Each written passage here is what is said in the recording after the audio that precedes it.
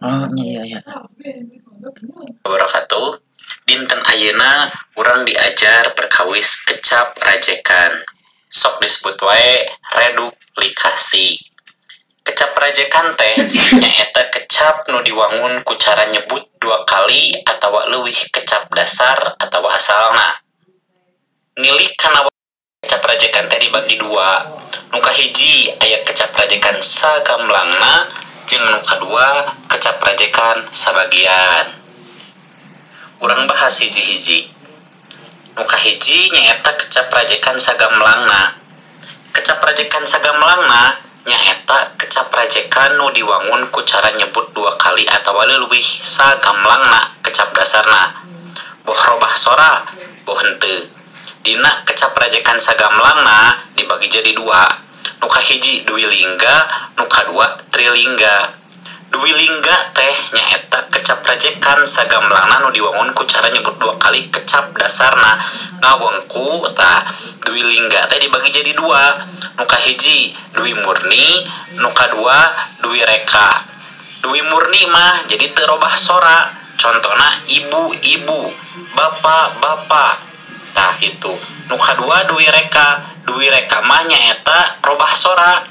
Contona tulas-tulis, bulak-balik, unyam-inyem. Gitu. Kecap rajekan sagamblangna nu kadua nyaeta trilingga. Trilingga mah kecap rajekan sagamblangna nu diwangun ku cara nyebut tilu kali kecap dasarna. Contona dar der dor, brang breng brong, ha he ho. Sanggeus urang diajar perkawis kecap rajekan sagamblangna, ayeuna urang diajar perkawis kecap rajekan sabagian. Kecap rajekan sabagian nyaeta kecap rajekan nu diwangun ku cara nyebut dua kali sabagian kecap dasarna. Boh robah sora, boh henteu. Dibagi jadi dua kecap rajekan sabagian teh. Nu kahiji dwi purwa, nu kadua dwi majwa. Dwi purwa nyaeta kecap rajekan sabagian nu diwangun ku cara nyebut dua kali ngang mimiti kecap dasarna.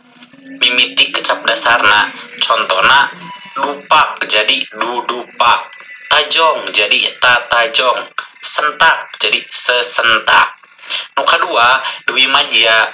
Dwi majia mah nyaeta kecap rajekan sabagian nu diwangun ku cara nyebut dua kali ngang di tengah-tengah atawa panungtung kecap. Contona sabaraha jadi sababaraha. Sakumaha jadi sakukumaha. Tah gitu perkawis kecap rajekan. Tugasna ieu nyaeta hidup milarian masing-masing 5 contoh kecap rajekan sagamblangna dwi murni, dwi reka, trilingga.